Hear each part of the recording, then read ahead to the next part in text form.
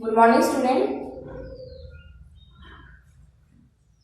I am a biology teacher and I am teaching your plus 2 class. I hope you are all well at home.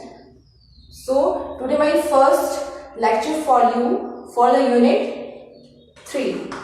I have already cleared that we are started the third unit, that is human health and disease.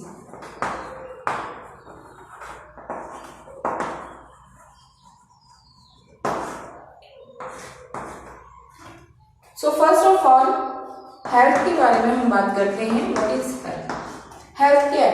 अगर कोई person है वो physically, mentally और socially क्या होता है, healthy होता है. हम ये नहीं कह सकते कि कोई पर्सन जो है वो फिजिकली अगर फिजिकली फिट है तो वो हेल्दी है, उसकी हेल्थ अच्छी है.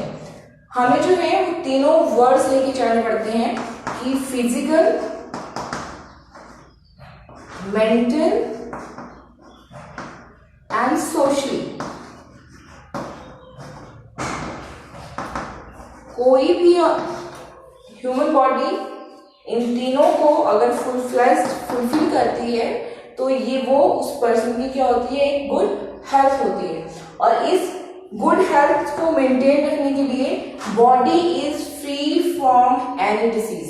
किसी भी डिसीज से क्या होना चाहिए, वो फ्री होना चाहिए. दूसरा हम बात करते हैं यहाँ पे कि कोई भी इन्फेक्शन है, बाहर से हम कोई भी चीज खाते हैं और उस खाने की चीज में अगर कोई बैक्टीरिया, कोई वायरस कुछ बॉडी के अंदर चला जाता है और उसकी वजह से हम क्या हो जाते हैं, बीमार हो जाते हैं, तो हम उस पर्सन की हेल्थ को भी गुड हेल्थ नहीं बोल सकते हैं. तो वो पर्सन क्या हो जाएगा, बीमार हो जाएगा, तो वो फिजिकली फिट नहीं होगा. ठीक है.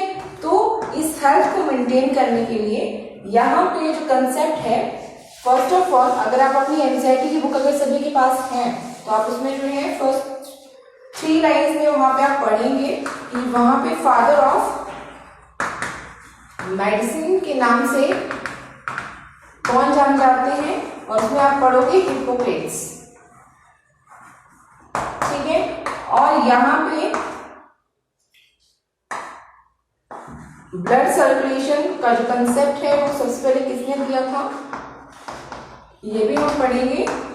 और ये हमने 10th क्लास में भी पढ़ रखा है, दैट इज प्लस 1 में भी पढ़ रखा था लास्ट क्लास में, विलियम हार्वे. ठीक है. अब यहाँ पे ये चीजें हम यहाँ पे मेंशन क्यों कर रहे हैं कि ब्लड का, क्योंकि हमारी बॉडी में हमने ये चीजें पढ़ रखी थी कि हमारे ब्लड में कौन कौन सेल फॉर्म्स होते हैं. आरबीसी होता है, डब्ल्यूबीसी होता है, प्लेटलेट्स होते हैं. ठीक है. और इसके साथ हमारी बॉडी में एक सिस्टम प्रेजेंट होता है, that is immune system. RBC तो सभी समझते हैं, रेड ब्लड सेल्स है, हमें हीमोग्लोबिन और ऑक्सीजन कैरिंग का कंसेप्ट रहता है, रेस्पिरेशन में हेल्प करता है. दूसरा डब्ल्यूबीसी का कंसेप्ट आपने देखा था कि that is soldier of the body and that kills the various organism which enter inside our body, हमारी बॉडी में जो एंटर करते हैं. थर्डली हमने जो ब्लड सेल्स पढ़े थे, दैट इज प्लेटलेट्स, और आपको पता है कि क्या करते हैं, ब्लड क्लॉटिंग में हेल्प करते हैं. लेकिन इसके साथ ही कई बार क्या होता है कि अगर डब्ल्यूबीसी उस पर्टिकुलर ऑर्गेनिज्म जो हमारी बॉडी में जो फॉरेन ऑर्गेनिज्म एंटर कर रहा है, अगर उसको किल नहीं कर पाए तो क्या होगा. ठीक है. तो उसके लिए एक पर्टिकुलर सिस्टम है हमारी बॉडी में, इम्यून सिस्टम इसको बोलते हैं, जो हम इन टॉपिक्स के बाद में डिस्कस करेंगे.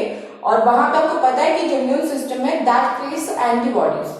और एंटीबॉडीज क्या होती है, वो हमारी बॉडी के अंदर जो भी फॉरेन कोई सेल्स फॉर्म्स एंटर करे होते हैं उनको किल करने के लिए क्या करती हैं, ग्रो करती हैं, एराइज करती हैं. तो यहाँ पे हमने कंसेप्ट पढ़ा कि हेल्थ क्या होता है. हेल्थ का मतलब हमने समझ लिया. अब हेल्थ से रिलेट करके कुछ डिसीजेस की हम बात करेंगे. तो टाइप्स ऑफ डिसीज एनसीईआरटी के अकॉर्डिंग जो है हम 3 टाइप्स की पढ़ेंगे.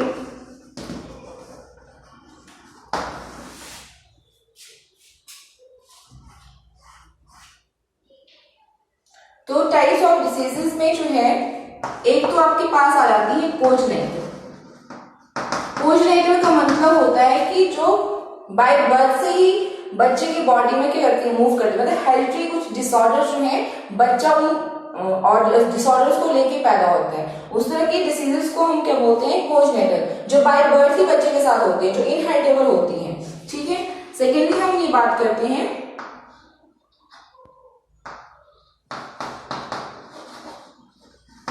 इनफैक्टिशियस, और थर्डली हम बात करते हैं नॉन इनफैक्टिशियस। और इनके हम दो तरह से वर्ड्स यूज कर सकते हैं।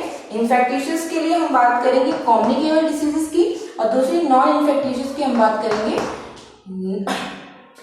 नॉन कम्युनिकेबल डिसीजेस की। कोजेनिटल तो आपको पता चल ही गया कि बाय बर्थ से जो भी हमारे पास कुछ डिसऑर्डर के साथ बच्चा पैदा होता है, मतलब डिसीज हैविंग होता है, उस तरह की जो प्रॉब्लम्स होती हैं, उस तरह के जो डिसऑर्डर्स हैं, वो हम तरह के डिसीज को क्या बोलते हैं, कोजेनिटल बोलते हैं।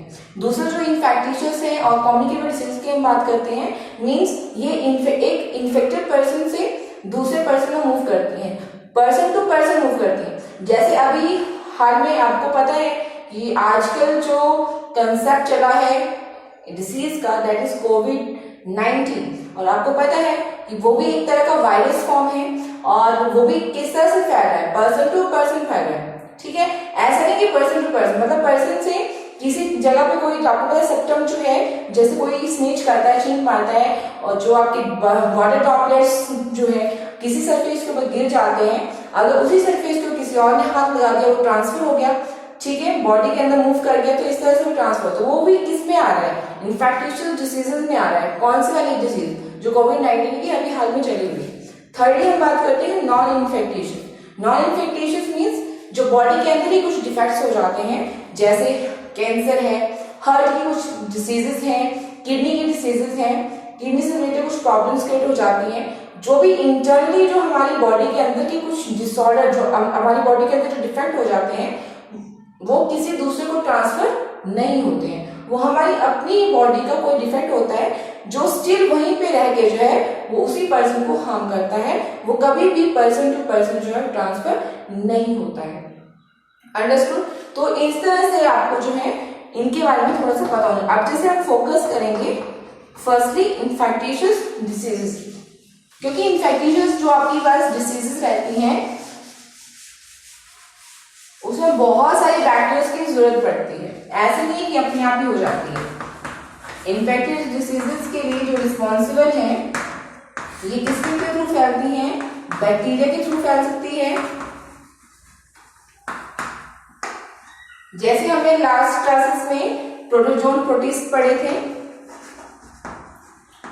प्रोटिस्टम हो सकते हैं कुछ, ठीक है, वायरसेस हो सकते हैं, फंगस हो सकती है,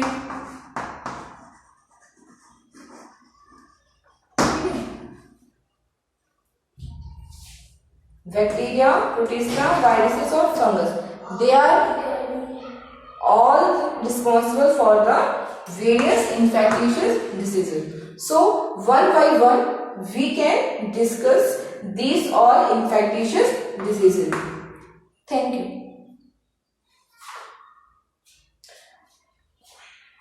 We can discuss these diseases one by one in the next lecture. Thank you.